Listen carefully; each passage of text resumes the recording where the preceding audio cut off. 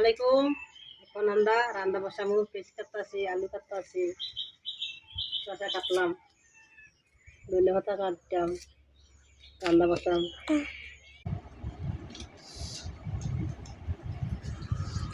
ও দাদা, ও ও দাদা, দাদা আপনারা বড় মাছ, একটা মাছ নাও, জোয়ানি যাও না দাদা, বেশি করে খানা না।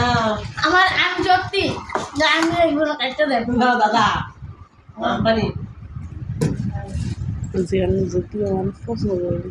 ও দেওয়ার পছন্দ। আসসালামু আলাইকুম।